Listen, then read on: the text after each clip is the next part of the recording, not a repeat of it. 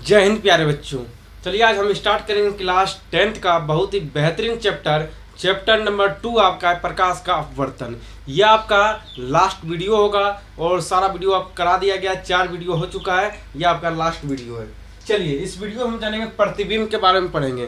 प्रतिबिंब क्या होता है उसके बारे में हम समझेंगे। समझिए, किसी बिंदु स्रोत से आती प्रकाश की किरणें, किसी बिंदु स्रोत से आती प्रकाश की किरणें लेंस से अपवर्तन के बाद जिस बिंदु पर मिलती है या मिलती हुई प्रतीत होती है उसी को प्रतिबिंब कहते हैं। कहने का मतलब यह है प्यारे बच्चों कि किसी बिंदु स्रोत से आती प्रकाश की किरणें, कोई भी बिंदु स्रोत से प्रकाश की किरणें आ रही है, किसी भी बिंदु स्रोत, कोई फिक्स नहीं है, किसी भी बिंदु स्रोत से आती प्रकाश की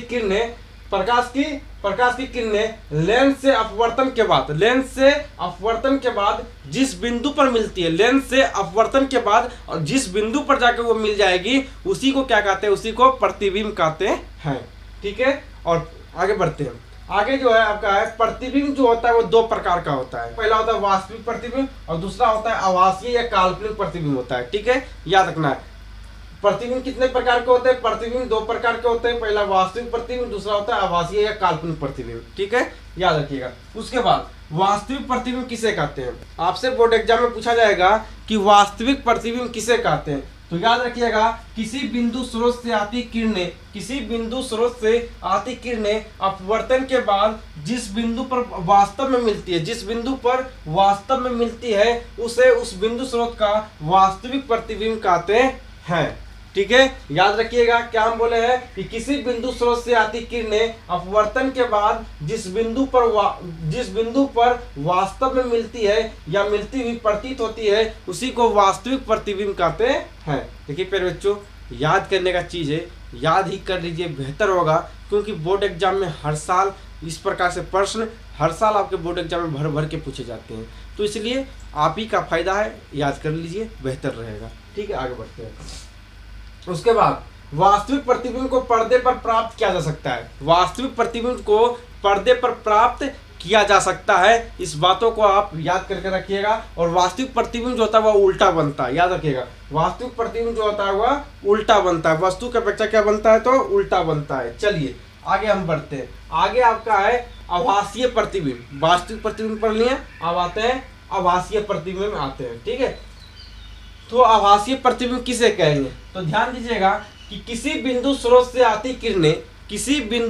से आती किरणें अपवर्तन के बाद जिस बिंदु से आती हुई प्रतीत होती है उसी को हम क्या कहते हैं, उसी को आभासीय प्रतिबिंब कहते हैं, या तो काल्पनिक प्रतिबिंब कहते हैं। ठीक है, काल्पनिक प्रतिबिंब को ही आभासीय प्रतिबिंब कहते हैं और आभासीय प्रतिबिंब को काल्पनिक प्रतिबिंब कहते हैं। तो किसी बिंदु स्रोत से आती प्रकाश की किरणें अपवर्तन के बाद जिस बिंदु से आती हुई प्रतीत होती है उसे उस बिंदु स्रोत का क्या कहते हैं, तो काल्पनिक प्रतिबिंब या तो वास्तविक प्रतिबिंब कहते हैं।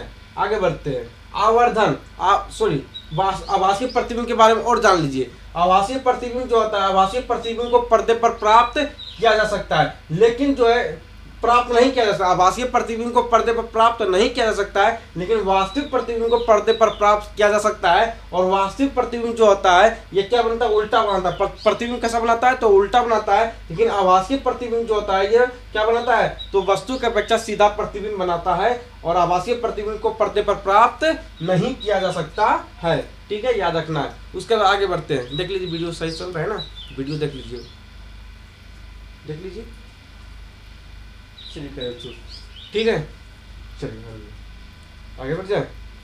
ठीक है, आवर्धन किसे कहेंगे, तो आवर्धन याद रखिएगा। आवर्धन किसे कहेंगे, प्रतिबिंब की ऊंचाई और वस्तु की ऊंचाई के अनुपात को आवर्धन कहते हैं। प्रतिबिंब की ऊंचाई और वस्तु की ऊंचाई के अनुपात को ही क्या कहते हैं, तो आवर्धन कहते हैं। याद रखिएगा, याद रखना है, ये क्वेश्चन पूछा गया है और बोर्ड एग्जाम में यहाँ से प्रश्न भर भर के आता है, हम बार बार बता रहे हैं। ठीक है, प्रतिबिंब की ऊंचाई और वस्तु की ऊंचाई के अनुपात को आवर्धन कहते हैं। ठीक है, आवर्धन को m से सूचित किया जाता है। याद रखिएगा, आवर्धन को m से सूचित किया जाता है। m बराबर होता है h डैश बटे h होता है। m बराबर होता है h डैश बटे h होता है। लेंस की क्षमता, लेंस की क्षमता का सूत्र होता है किसी लेंस की क्षमता उसकी फोकस दूरी के व्युत्क्रमानुपाती होता है। याद रखिएगा, लेंस की क्षमता क्या होता है, तो लेंस की जो क्षमता होता है उसकी फोकस दूरी के व्युत्क्रमानुपाती होता है, क्योंकि P बराबर 1/f होता है। P जो होता है ये लेंस की क्षमता होता है, और लेंस की क्षमता क्या होता है, तो फोकस के व्युत्क्रमानुपाती होता है, क्योंकि P बराबर 1/f, यानी कि लेंस की क्षमता किसके व्युत्क्रमानुपाती होता है, तो फोकस दूरी के व्युत्क्रमानुपाती होता है। ठीक है, आगे बढ़ते हैं। उत्तल लेंस की क्षमता धनात्मक होती है। याद रखिएगा कि उत्तल लेंस की जो क्षमता होती है वह धनात्मक होती है। ठीक है, उत्तल लेंस की क्षमता धनात्मक होती है तथा अवतल लेंस जो होता है वो ऋणात्मक होता है। अवतल लेंस जो होता है वो ऋणात्मक होता है। ठीक है, कहने का मतलब यह है कि उत्तल लेंस जो होता है वो धनात्मक होता है, उत्तल लेंस जो होता है वो धनात्मक होता है, और अवतल लेंस जो होता है वह ऋणात्मक होता है। ठीक है, उसके बाद लेंस की क्षमता का मात्रक होता है वह डायोप्टर होता है। लेंस की जो क्षमता का मात्रक होता है वह डायोप्टर होता है, और 1 डायोप्टर बड़ा होता है 1 मीटर इनवर्स होता है। ठीक है, याद रखिएगा ये सभी चीज इतना याद रखिएगा। ये आपका चैप्टर समाप्त हो गया है, और आपके लिए बहुत ही प्यारा प्यारा सा वीडियो लाएंगे। उसमें सिर्फ आपका फॉर्मूला रहेगा, फॉर्मूला वीडियो रहेगा, उसको स्पेशल वीडियो रहेगा फॉर्मूला का, और सब्जेक्टिव क्वेश्चन ऑब्जेक्टिव क्वेश्चन अलग से हम लाएंगे। ठीक है, मिलते हैं फिर नेक्स्ट वीडियो में। तब तक के लिए बाय बाय। जय हिंद, जय भारत, गर्व से कहिए जय बिहार।